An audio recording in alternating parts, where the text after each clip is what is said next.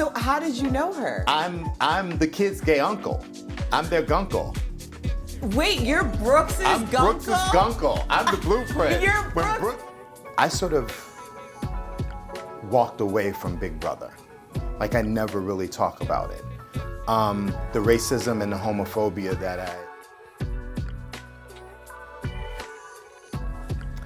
Welcome to Come Back with Erica Cobb, a community of folks like yourselves who are getting ready and staying ready for their next chapter. Well, speaking of chapters, my guest today is a best-selling author. You know him, you love him, you have heard of his books, Supreme Actresses, Iconic Black Women Who Revolutionized Hollywood, and Supreme Models, Iconic Black Women Who Revolutionized Fashion. He goes way back when it comes to primetime television, all the way back to Big Brother. Marcellas Reynolds, welcome to Come Back with Erica Cobb. I say it like that because I'm like, I know that this is about to be a journey, and I am so here for it. First of all, thank you so much for coming on my podcast. We've been trying to make this work, and we both ended up in Vegas at the same time, so we're like, even better. Yes. Like face to face. Face to face. So tell me, darling, you're in Vegas with your two books. We have them right here. Of course, we're going to do a little B-roll action on the video. But you're here and you are doing book signings. So at NABJ, which is the National Association of Black Journalists, what does it mean to be here with your two iconic books? Wow, it means everything, first and foremost, because before anything, I'm a black man. You know what I mean? I'm a black person. So, you know, even where the books are concerned, people ask, well, why do a book about black women? Or why do a book about black people? And it's because white people do not celebrate and honor black people and their histories in the same manner. And so my books, my life, my journey, my work is about celebrating and exalting black people and black history. And so to be honored by the NABJ is just everything. You know what I mean? I've been a longtime supporter, a longtime member. They honored the first book with an award, and they honored the second book with an Outstanding Book of the Year award. So it's like such an honor. Yeah, well, congratulations on those honors. And you seem like the appropriate person to really amplify the idea of Black Hollywood, Black models, Black people not being celebrated because, as we mentioned, you were on Big Brother. We just had this conversation before we sat down about you being the first African-American male openly gay in reality, or in at least on Big Brother, but in reality television. What does that first mean to you in hindsight, and what did it mean to you then? Did you recognize what was happening? Now, with 20 years behind me, Right. because that was 2002, now I understand I have a place. You know, I understand that I have status. I understand what that meant. You know, during this 20-year journey, I will bump into people and they'll be like, oh my God, you were the first gay man that I ever saw on television. Or, oh my God, I came out to my parents because we watched Big Brother together and they loved you on Big Brother. Or a very good friend of mine who I was modeling with at the time, well, before that, her church on Sundays at Sunday school had like this ongoing talk about what it was like to have gay people in your life. And is that Christian? Is it Christian to be friends with them? And one of the mothers was the mother of my friend, and she knew me very well because her daughter lived with me in Miami for a couple of seasons when we were modeling. And I was like the gay best friend of her 17-year-old model daughter. She literally basically handed her daughter over to me and was like, take care of my girl in Miami, because we were with the same agency in Chicago. And so she knew me and she knew my heart. And I think that when regular people sort of saw, and I don't like the term regular, but when people that may have not been exposed to a gay character or a black character or the Right. combo as I Right. was, they got to see that we're the same, that we have the same wants and desires as anybody else, and we have the same motivations. And maybe all of those stereotypes or lies that you had heard were just that. They were stereotypes and lies, and they weren't the truth. At the core, every person, no matter what they are, is human. We all want to be loved and respected. We all want a good life. We all want to live well. We all want to live together in community and not strife. And I think that that was, for me, the best part of Big Brother. The worst part of Big Brother was the homophobia and the racism. And the gay characters on the show and the black characters on those shows, especially back then, we were held to a higher standard than our counterparts. Every word we said was overanalyzed. Everything we did was vilified. You know what I mean? And we just had a black winner after like 23 seasons or something of Big Brother. And that was only because that cast was comprised of enough black people to fairly hold the house. Because in every single reality show, the black person is the first to go. And even on Big Brother, I was the first slated to go. I was the first person on the first night within 3 hours of the house walking through the door. I was the first person that the house targeted. The black gay man, the only black guy on the show, the only gay guy on the show is now the target of, 10 white people. Simply because he was the other, simply because he was different. That it was easy to, other you. That's, if we look at the transitions or, the evolution of reality TV, and is there someone who you feel like, you being the first, and you mentioned that there's so much pressure, but it's also a great way to be the tastemaker. You're not trying to fit into something, you're creating it. So in the past, 2 decades, is there someone who you look at and you're like, that person is in the spirit of how I would have wanted the legacy to continue on? Well, okay, let me say this. So Big Brother is CBS, so it's major network. And so you have tens of millions of people, eyes on you. Yeah. For me, the blueprint as far as like a gay reality star or gay reality cast member will always be Pedro Zamora from The Real World in the 90s, who was the first person to come, one of the first people to be HIV, to admit to his HIV positive status. And he had a boyfriend who was black, who was only on like a couple, he would come in and, I'm the fiance. And I remember being young, and sitting at home and watching Pedro, who was so cute, and then seeing Pedro with a black boyfriend. And I remember thinking, oh my God, I can one day have a boyfriend.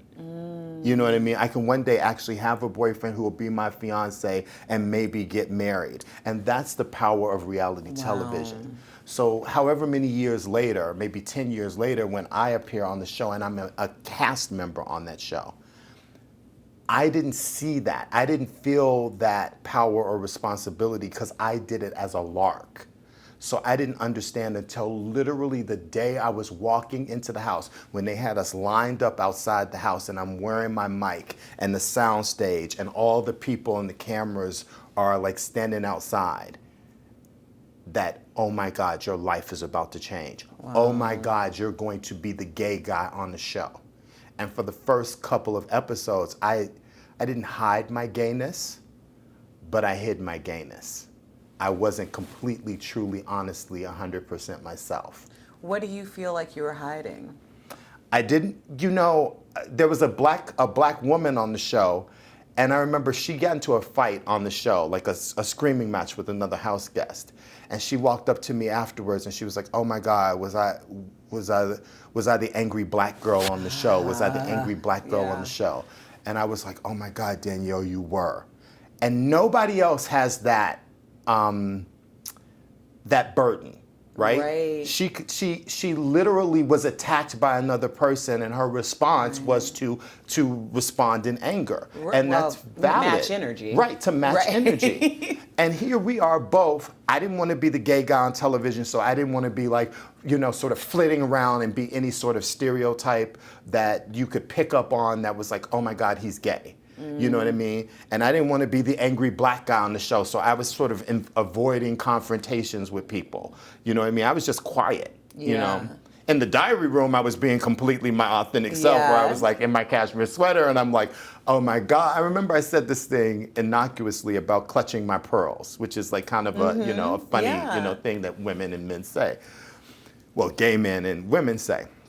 And I was like, I'm just going to sit here in my cashmere sweater and clutch my pearls and keep my mouth shut. And outside, that became such a thing because people were like, oh my God, clutching pearls. Oh my God, like what a queen, he wears pearls. I wasn't wearing pearls and I don't Right. wear pearls. It Right. was like, it's just some stupid saying that we've picked It's up like over a the course of, colloquialism, right? yes, over Yeah. the course of decades. And that's the kind of thing that a gay person has to worry about, and that's what I was worried about.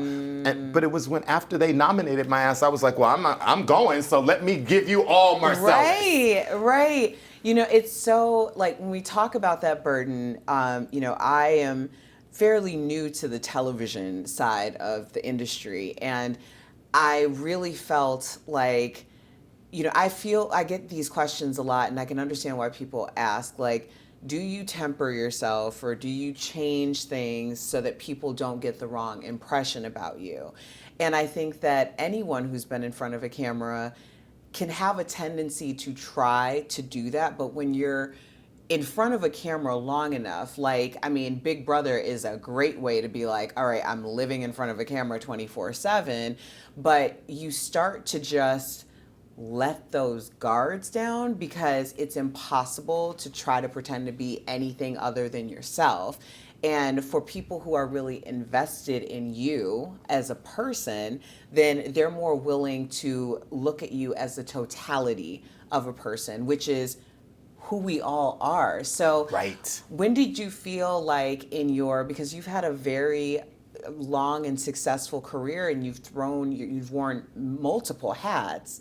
So when did you realize that one, it was important to diversify the portfolio, so to speak, in terms of not only reality TV, but then entertainment reporting and becoming an author? And how do you have all of those hats work in synergy for yourself? That's good. Okay, so I walk off of Big Brother, and that was the nexus of reality television. It was like Big Brother, Survivor, and Amazing Race was basically it. And then that's before the Kardashians, and we were like sort of stars, but Hollywood didn't know what to do with us. I was taking these great meetings, and I had these great opportunities, and I had been a model before that. And I was a top boy when I was a model. Yeah. And then I become a fashion stylist, and then I fell into doing Big Brother because somebody that I had modeled with suggested me to the producers of Big Brother. And she was like, not only is they were looking for a black guy, and she was like, not only is he black, he's gay. I was like a unicorn where reality television is concerned. And then after that, I didn't want to be a reality star anymore. So I sort of left all of that on the table, right? I left all of that on the table because for me, it was like, I had taken so many acting classes, and my major in college was theater, that I wanted to be a legitimate actor. So Big Brother was just a step to get me through the Right. door. Hollywood didn't want us back then. Those opportunities weren't there in the same way they were for people like Kim Kardashian, or Paris Hilton. We were before the curve. So I had to work with what I had, and then I became an entertainment reporter. And talking about that sort of code switching that black people have to do every single moment, gay people have to do that too. So when I would go into a room for an audition as a gay person, you would get kind of this. You know what I mean? You get this like kind of even keeled, I've got personality, I'm good looking, whatever. But you wouldn't get this kind of histrionic gay guy. You wouldn't get the high voice, and you wouldn't get the finger snaps and the head rolls, because that's not really where I sit. And very soon in that journey, I remember you'd be in the room and you'd give your read, and they'd be like, that's great, can you be bigger? And I learned that for them, bigger was be gayer. So then I had this character in my head. His name was Peaches. He was like a black gay guy. He was like a little bit ghetto, and he was like a little over the top. And I would whip out Peaches. And Peaches would get the job because Peaches would be like, baby, you got to get the da-da-da-da-da, blah, blah, blah. And I mean, honey, you were snatching, da-da-da-da-da. And, you know, Peaches would get the job, but Marcellas would sign the contract. So when the cameras started rolling and they got there, you got Marcellas, you didn't get Peaches. You know what I mean? So that was part of my journey, and that was almost like I always call that gay character like gay face, as in blackface, where you're putting on these stereotypes that aren't really true to you, but you know that that's what the power base expects from you. You know what I mean? And you have to put that on, you have to take that off, and you have to only do as much of that as you are comfortable with, right? And you have to sort of hope that you're not selling away your soul when you're doing that. But I had a really good long run as a television host, and I liked that. And I was one of the first of that talking head gay guy. Yeah. That was like, you know, that was like funny and talking about fashion in an accessible way, and you know, and doing makeovers, because I was always on How Do I Look, and I was always on the Look for Less and this show and that show. And but ultimately I did not like that, to be honest, because there is something that's like mean about those shows. You know what I mean? That's like, that tells women and tells people, you're not enough as you are. Your style is not enough. I know better, so I'm going to make you in something else that I think is better than who you are. You know what I mean? And that's not what clothing should be about. Clothing should make you happy. It should be an expression of who you are. So when I walk into a room and I sort of dress somebody down, and then build them up in a way that I want to build them up, or the network wants me to build them up for the sake of television and entertainment, that's not funny and that's not fair. You know what I mean? First of all, I wasn't even anticipating going here. Come Back Kids, you're listening to Come Back with Erica Cobb. We are speaking with Marcellas Reynolds. Marcellas, I mean, my head is like, I'm thinking so many different things, because you talked about the gay face being like blackface, and then having to have this forward-facing self that they're asking for, which is a more amplified version, or you know, a flamboyant gay man is what they're looking for, because that fits the stereotype of the casting, and that's specifically what it is. It's interesting because you likened it to like a blackface as well. And I know you were saying like for you, and I thought about when you were talking about your castmate Danielle too, like how am I going to present in this space when I know there's an expectation on me to be a certain way? And I love this idea to kind of talk this out, because I know I've definitely felt that at some point. Like, am I supposed to be? And at certain points when I was on radio, you know, I did morning radio for like 20 years. And at certain points, I felt the pressure to be like the black girl, you know, especially when I'm the only black woman in the entire building, you know, like it's like be that girl. And, you know, when I was younger, I could do that, you know, like I could kind of, but then it got to a point where it was like, because it was innately in me, it was organically in me. But when it got to the point where it's like, be that girl now, you know, like that's not in me. And I think when you're a first, you also don't have the autonomy or the privilege of being like, no, not now, because they'll be like, great, I got a girl behind the scenes that's going to replace you. So you have to figure out how to navigate that space without losing yourself or losing your job. So, and because it's one or the other, and that's something that we don't really talk about a lot. So at what point in your career, because I do feel like there is a point, I can identify the point in mine where I was like, listen, you talked about the code switching, but I call myself quadcodal, you know, like I can be that girl in terms of like you bring out, I know we're both from Chicago, I'm from the west side of Chicago, so I can be Garfield Park, like a very, you know, like I'm in touch with, and when I say Garfield Park, it's like, I feel like Chicagoans and, you know, other places, but I can only speak to my experience. we are very much like, it is what it is. Like, I'm going to be direct with you. I'm going to match your energy with my or my energy with your energy, and that's who that girl is. That girl isn't actually a stereotype. She is a product of all of her experiences from which she came.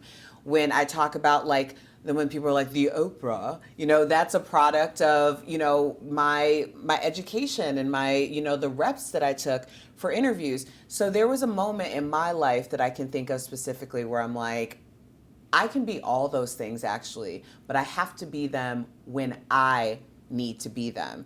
What was that moment for you?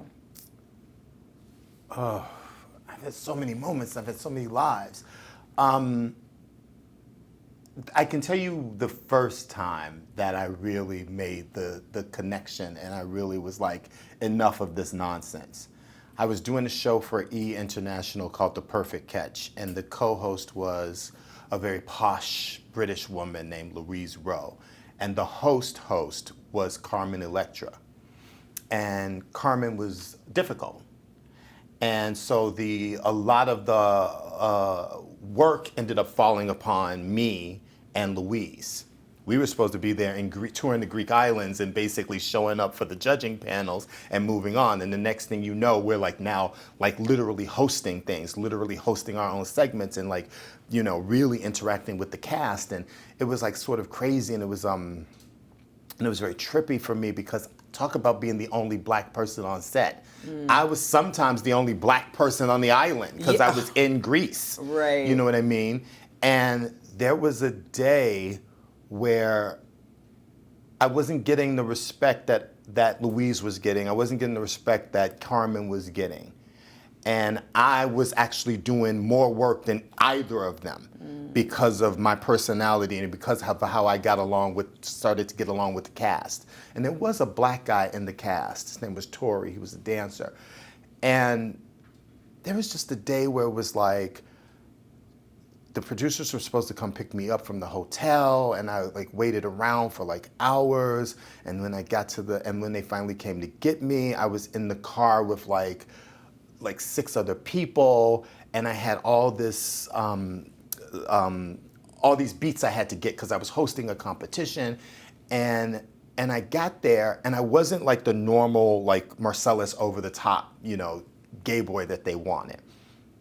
And I was like, I need to get through these beats, and I need to make sure that these contestants understand how serious this is. You know what I mean? So I was giving you something that was like a little more serious, a little more like I'm a game show host. And I was channeling like Phil Kogan actually from Amazing Race. Yeah. And at one point they stopped me and they were like, can you do this over, but can you bring like higher energy? And I was like, no. Today, Marcellus is going to do it the way that Marcellus wants to do it. You know what I mean? And then we're going to have a whole ass conversation about what I'm supposed to be doing, what I'm actually doing, and how I'm being treated here. Because now, not only is Marcellus doing the things that are going to be authentic to Marcellus and the way he wants to do it, Marcellus wants to be treated the way that he's sitting back watching you treat other people that are at his level. And he's no longer going to sit and go and be thankful for what you're giving him because he understands that he could be replaced or he's the only one. And that's a tool that sometimes white people use to keep black people in line. We're not doing that anymore. And I remember I had that whole moment, and it changed the whole way that I behaved, not just on that set, because I remember when I walked off that set, I emailed my agent and told them about what was going on. And I actually told them that we're going to have a whole conversation when this is over about how we're proceeding and where I'm going with my deal. And I gotta be honest, that Marcellus, that superfluous, silly Marcellus that they had kind of went away, and then the real like, this is a competition show, you're battling for tens of thousands of dollars. I think the prize was like $250,000 and a $50,000 rose.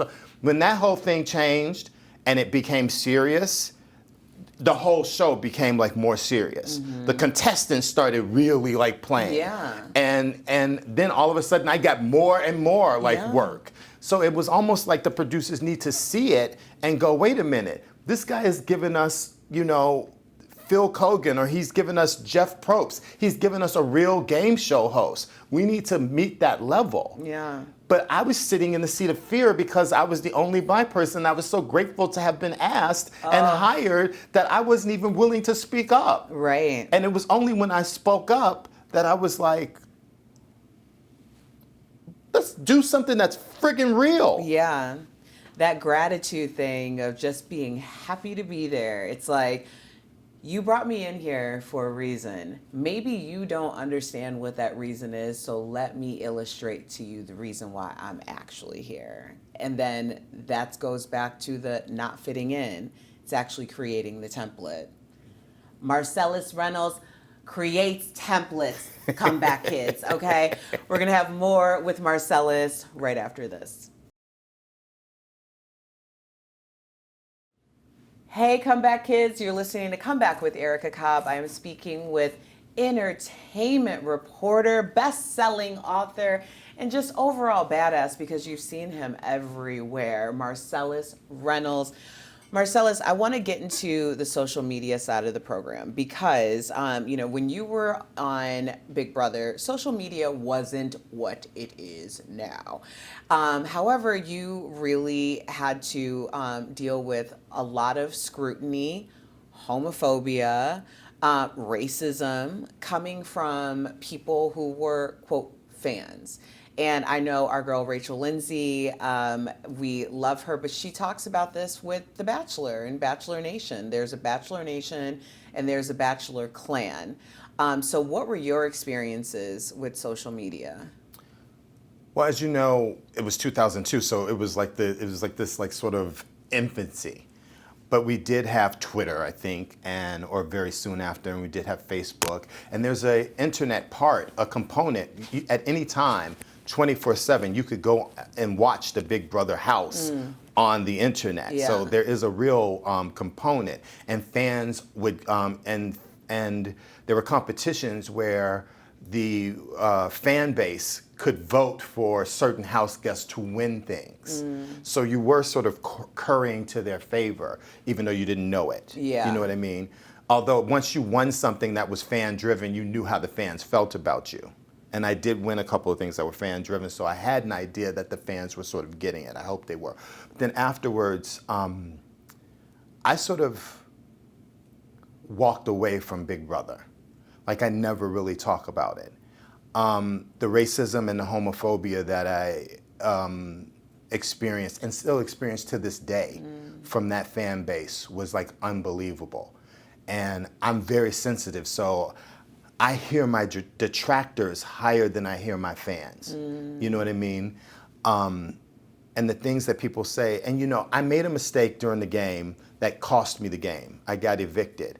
But I did it for an emotional reason, and I was protecting people around me because that's who I am. I'm sympathetic, and I have a great deal of empathy for others.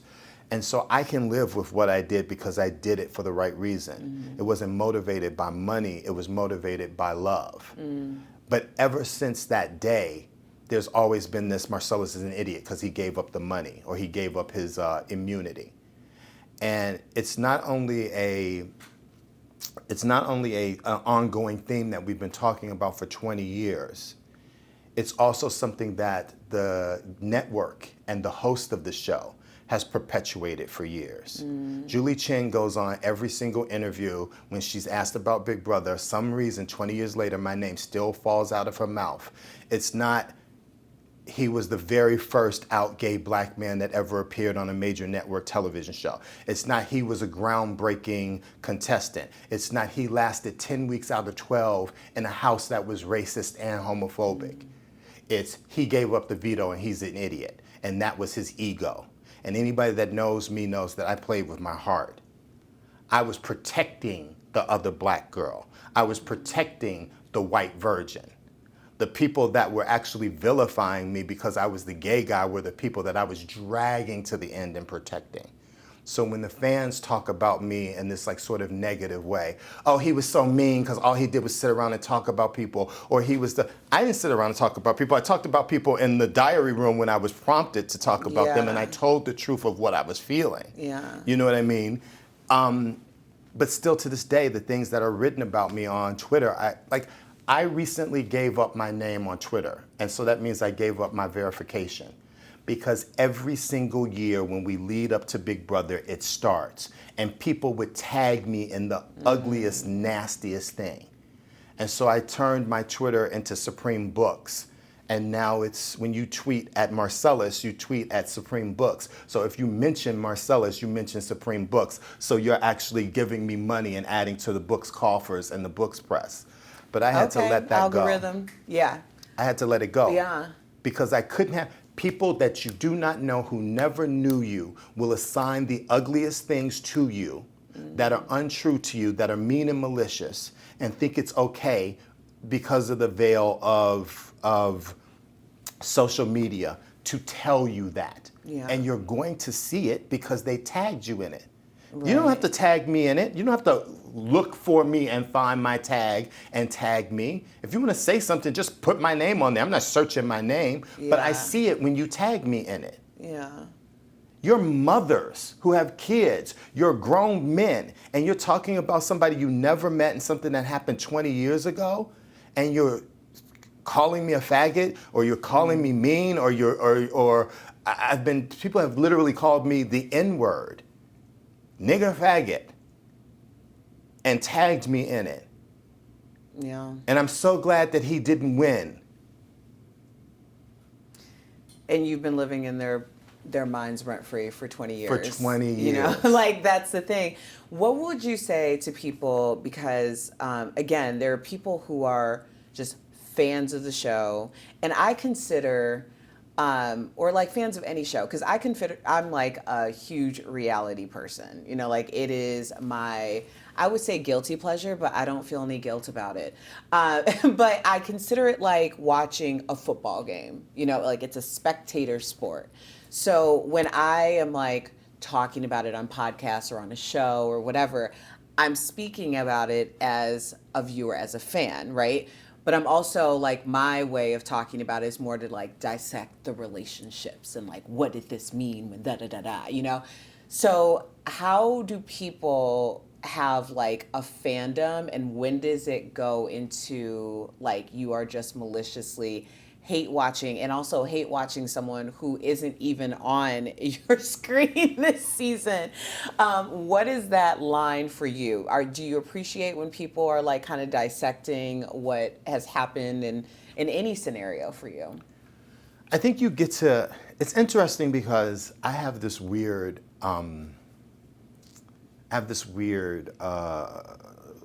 relationship with a bunch of reality people, and I try to stay away from them. But Cynthia Bailey, I knew when I was a model. Yeah. And then I knew her stepdaughter. Not stepdaughter. Yeah, if she's married, Peter's daughter Right. is one of my closest friends, Portia. So I had that weird relationship. So I started to watch a little bit of The Real Housewives of Atlanta, and I don't like The Real Housewives of Atlanta because the black women I don't know don't live in conflict with each other, especially if they're supposed to be friends, right?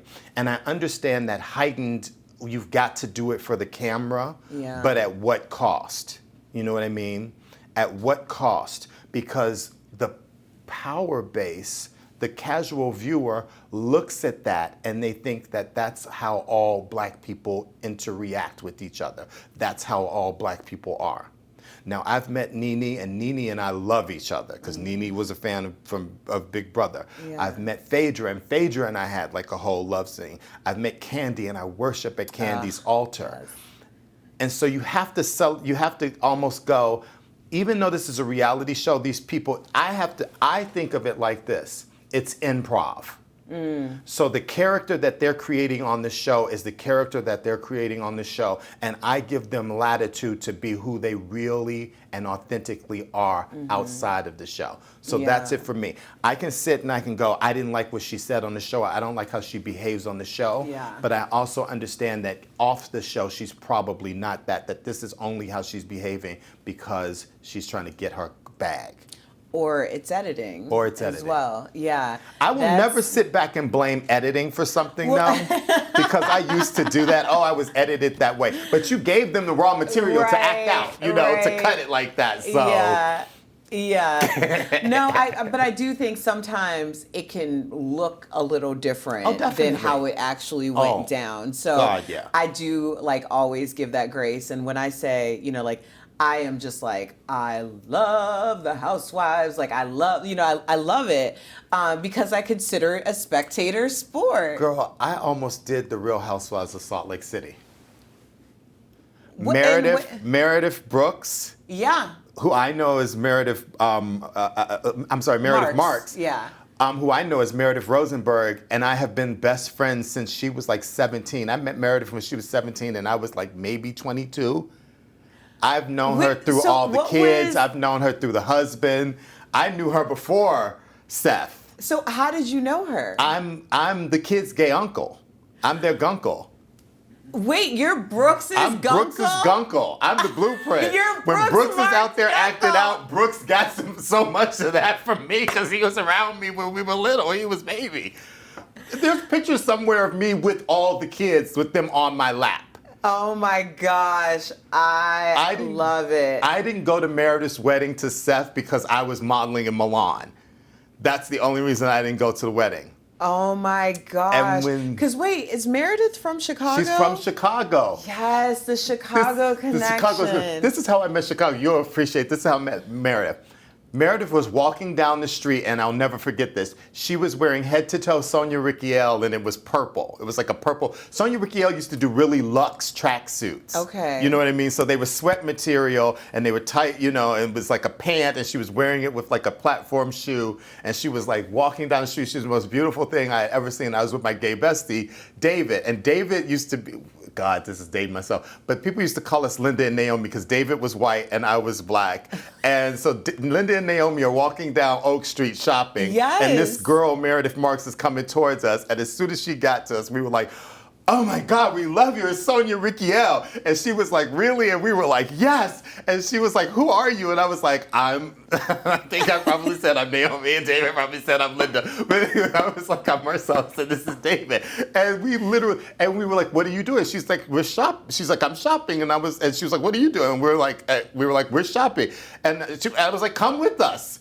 And so literally this like 17-year-old girl goes shopping on Oak Street with these two gay guys, and we shopped and we had lunch, and from that moment on the three of us were like really good friends, but Meredith and I really became besties. Oh my gosh. Have known each other it's so entire funny. life. Like listening to you break down the story, because I'm like, well, were they in front of the Barneys when that was there? Did they have lunch at Gibson's? Maybe they went to Tavern. I think they went to Gibson's. Where did you go to lunch? For the life of me, I think we went to Spiaggia. Okay, great, good choice. That was in that building. Yeah. But that's the fancy Marcellas, because there's a chance that we went to Oak Tree, which was in the 900 North Michigan building. Hey, it was so funny. You're telling the story, and I'm like, as a fellow Chicagoan, I'm just like literally like walking down the street with you guys, visualizing the whole thing.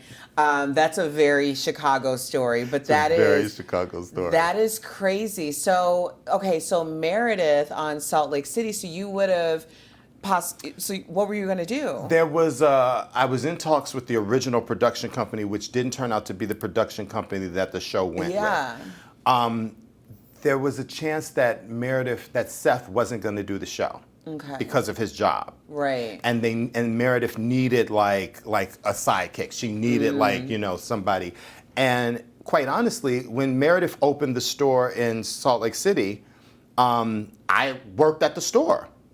Really? I was writing Supreme Models. Yeah. And I had all this kind of downtime because I wasn't really working. I was at the tail end of the book. And the store had opened, and she had a partner, and they needed somebody to work in the store that they trusted, that they knew, sort of high-end luxe jewelry and fashion. Yeah. And Meredith was like, will you come and work at the store? So I actually went and worked at the store. And before that, Meredith would have me come out and do appearances for her. And shopping things for her at other stores.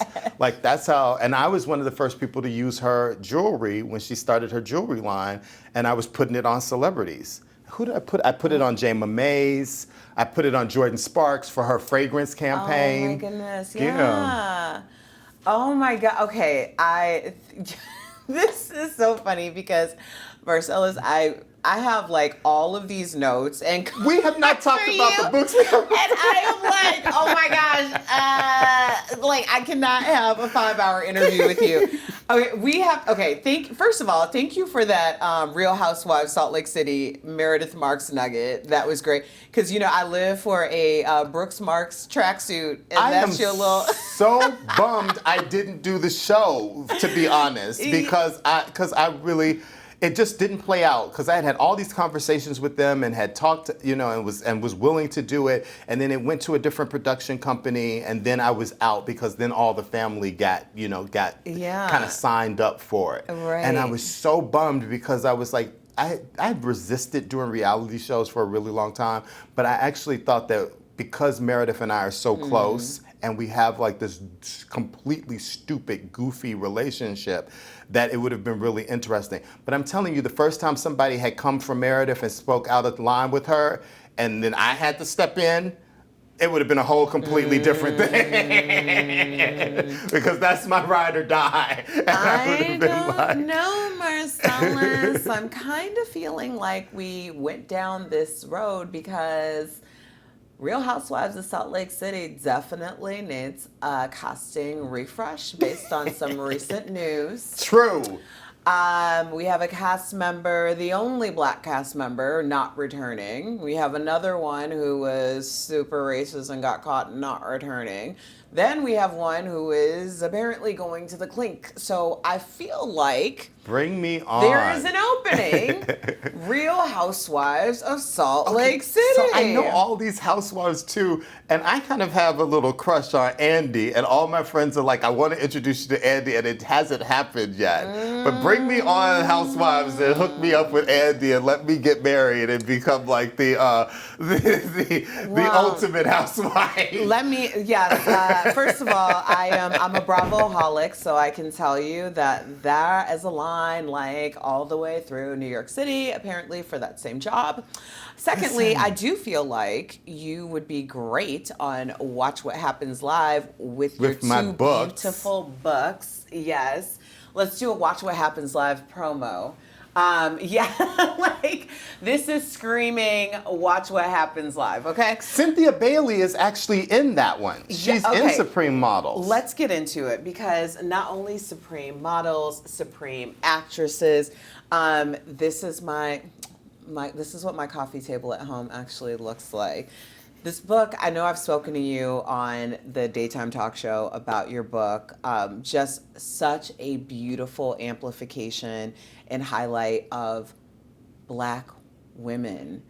When did you, and this is going to sound like a weird question, but like, who was the woman in your life that really was the template for your love and appreciation of Black women? There's two, and I'll really quickly break it down to you. My grandmother, because she was the absolute epitome of elegance in the face of like craziness and horror. You know what I mean? Born in Jamaica, grew up in the Deep South, had parents and grandparents who were born into slavery. Was a maid very young in her life, in her teens, and was part of the Great Migration, left the South and came to Chicago. And still somehow she had so much grace and strength and held her family together. She had 7 children. One of them died in childbirth. One of them was killed, and they never figured out who killed her daughter, my older aunt. And she still just, she was the ride or die, but she was the first person that acknowledged my homosexuality, and she was really excited about this idea that I was smart from a very young age. And so I would ask crazy questions, and I talked a lot, and she bought me a set of encyclopedias. And she would say, so I'd ask her a question as kids do, Mama, where's Rome? And she would be like, boy, go get that encyclopedia, go get the R, and come in here and read me where Rome is, so when you find out, I'll find out, and then I'll know. And that was literally where, like, my love of learning came from, because she was like, in some Black households and in some Black neighborhoods, when you're the smart kid, you get bullied. Yeah. You know, they don't, that sort of thing isn't exalted, and that breaks my heart. And I was that kid. Yeah. You know, but my grandmother was like, when I would get an A, she'd be like, yes, she would exalt, you know, slap that thing on the refrigerator. Right. And, you know, and my nephew, my cousin, and my brother who weren't A students, she would be like, do you see what this is? You know what I mean? And I just loved that. And she had style. She wore fur. And she would and she would go to Marshall Fields and get her furs out of storage. Under the clock. Yes, under the big clock. Yes. And we would have lunch at the Walnut Room. Oh, so yes. after shopping. So I learned my fancy from her. But what I learned from my mother is my mother had pretty girl syndrome. She was light skinned. And she was just light skin and good hair, and she was just thought of to be pretty. So she didn't have to have any aspirations in life, because all she was supposed to do was marry somebody off, wealthy. And at a certain point in her 30s, she was like, this isn't working. She literally, like, after relationship after relationship, man after man, we're still like, you know, not living well. Sometimes we're on welfare, and sometimes we're driving a Mercedes, depending upon who she was dating. Yeah. I literally watched her change her life. She went back to school. She became a nurse. And then she didn't love nursing, so she went back to school and she became an orthopedic technician, and she learned how to set broken bones. Wow. And it was this idea of the comeback. It was this idea of reinvention. It was this idea of not being confined by what the world thinks about you. It's only what you think about yourself. And I saw her grow as a person and become something completely different. And I also saw her begin to love and respect herself. And so I always remember that moment. I always remember that she like turned that shit around and taught her kids the value of education and the value of self-worth and the value of pride in yourself and your accomplishments. Yeah. So I took that shit into the world. Yes. I mean, we say it all the time, if you can see it, you can be it. But the power of seeing it through the process, you know, you acknowledge that maybe your mother didn't always live, you know, the life that she had hoped that she would live, but she made those changes, and you got to see that and have a front row seat to that.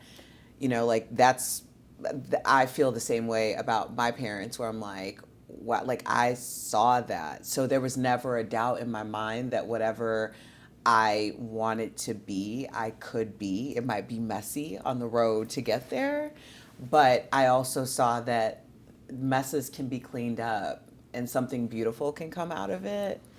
I was never, because of my mother, I was never afraid of reinvention. I always lived in this idea that there's something better coming. Yeah. So I never had to sit on my laurels. When I stopped modeling and things got slow and I became a stylist, I was like, okay, that's gonna work.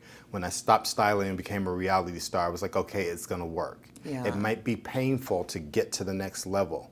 You might love where you are, you know, so much. Yeah. I loved being a model. I was spoiled as hell. I loved being a television host and working for E and doing the red carpets and all of that. And then when that door closed, I was like really caught with what am I gonna do next? And then I fell back to what I knew, which was fashion styling. Yeah. And I didn't want to be a celebrity stylist because I didn't want to have to compete to keep this actress or that actress. So I made the conscious decision to go after brands. So I was styling for H&M and Macy's and Kohl's and Myers and all these like, you know, sort of corporate companies. Yeah. But I used my cachet as celebrity stylist Marcellas Reynolds, who's on television, to get those clients. And then when that sort of ended, God took that away from me because I was very comfortable making six figures as a celebrity stylist. Sure. But God took that away from me and took me from like six figures to nothing. But he gave me the book. And I knew that it was going to be a painful process to do the book. Yeah. But I knew that he wasn't closing one door to open another door without that door being the next door that I was supposed to be going through. And at 51 years old, I sold my first book. My first book came out just before I turned 51. My second book came out just before I turned 53. And I was not afraid to embrace that new chapter in my life. And I was so unafraid of this comeback. Yeah. Because it's stronger and harder than anything I've ever done. But that's where the good, that's where the good stuff lives, in the struggle, because that struggle was so meaningful. Marcellus, I could literally talk to you all day, but I want to, first of all, I want to talk about the book a little before I let you go, because there's two books: Supreme Actress, Iconic Black Women Who Revolutionized Hollywood, and Supreme Models, Iconic Black Women Who Revolutionized Fashion. And you have an upcoming YouTube original documentary, Supreme Models, based around iconic, powerful, and influential Black women within the industry. So much of this, to me, feels like a living history through your perspective and really getting to the root. It's very, it resonates with me because it feels similar to the reasons why I do come back, because I get to have these conversations with testimony teachers like yourselves, and I get to hear your philosophies on the comeback, your philosophies on how to make it to the next level in the next chapter. So this kind of resonates, these two books, with me on that. So how do you want people to really introduce themselves and emerge themselves in these two beautiful coffee table books? I just want to put that out there, that these are pieces of art. Well, first and foremost, for me, Black history is American history. Mm-hmm. So I don't like this Black history or Native American history or Asian history or da-da-da-da. It's all American history. And we have to start actively telling it all, the full story, to get true American history. I did these books because I felt like there are certain women within these books that are going to be lost to history unless we tell their story. There's a whole generation that might not know who Josephine Baker is, or Lena Horne, or Dorothy Dandridge, and that breaks my heart. Because if those women hadn't crawled through glass, women like Viola Davis and Gabrielle Union and Tiffany Haddish and Tracee Ellis Ross wouldn't be doing what they're doing now. And the same goes for the models. Mm-hmm. The colorism, the racism, the sexism that these women had to go through in both fields, both fashion and theater. No one else could go through that with the grace that a Black woman does. Because she understands that she's living the dream of her ancestors. I understand that I'm living the dream of my ancestors. Yeah. This is what my grandmother wanted for me. I also understand I'm living the dream of my gay sisters who couldn't be out and proud in public, who maybe died too soon because of AIDS. This is their dream too. So these histories that I get to tell are now part of my history.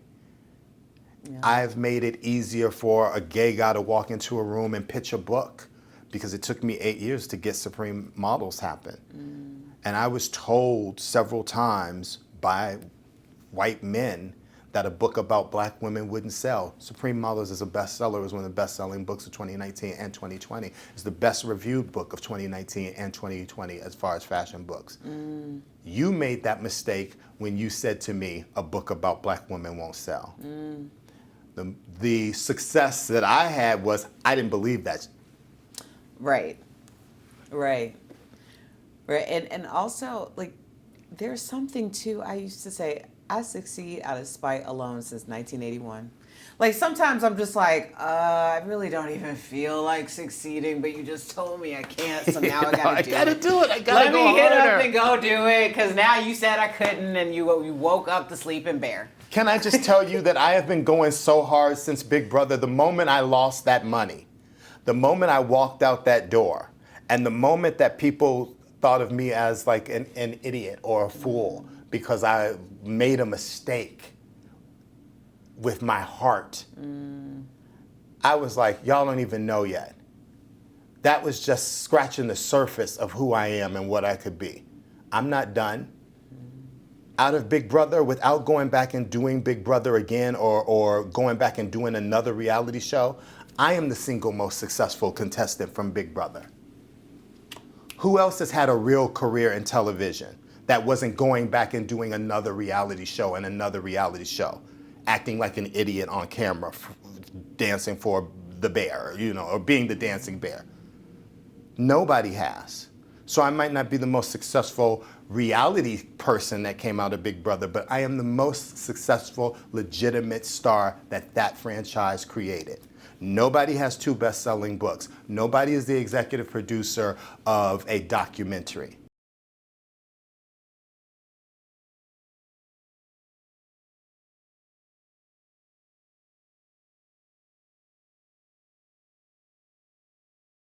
Marcellas Reynolds. Okay, let me check one more time. Your books: Supreme Actresses, Iconic Black Women Who Revolutionized Hollywood, and Supreme Models, Iconic Black Women Who Revolutionized Fashion. You have your upcoming YouTube original documentary, Supreme Models. Marcellas, where do we, first of all, follow you and get your books? And also, we want to know more about this YouTube original series. Okay, so let's talk about because the YouTube original series is fire. I partner with legend supermodel Iman, and we sold it to YouTube, and we're both executive producers on it. The cast is unreal. What we've done. First of all, it's the first ever documentary devoted exclusively to top black models, and we tell the history. And we parallel the history of the black model to the history of the black person in America, because they run concurrently. Right. And the same things that the black person in America goes through, the black model goes through in a microcosm. Anna Wintour, Edward Enninful from Vogue, Shioma Nandi from Vogue, one of the editors at Vogue, Olivier Roustin, the creative director of Balmain, Zendaya, ladies and gentlemen, is in the documentary. Legends like Beth Ann Hardison and Pat Cleveland are in the documentary, and then every single major model black model that's ever touched a runway is in it. And there's interviews and there's interviews and archival footage that's never been seen before, and interviews that have never been seen before. It's really, really beautiful, and I think it's going to be, I hope it's impactful. And it comes out in September during Fashion Week, so it'll be on YouTube Originals. That's amazing. Where do we find and follow you, Marcellas Reynolds?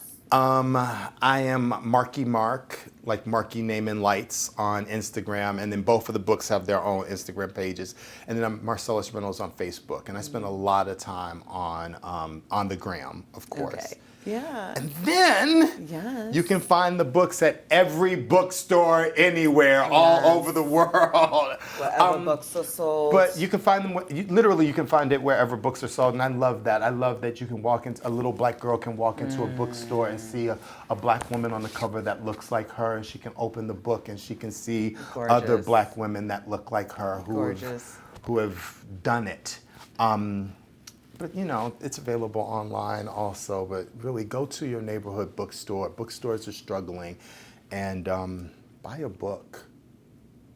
Buy these books. Buy these books. Marcellas Reynolds, thank you for spending a little bit of time with us on Come Back with Erica Cobb. You know you are invited back anytime. I'm so happy this worked out. Thank you. I'm so happy that we did this. I know. Oh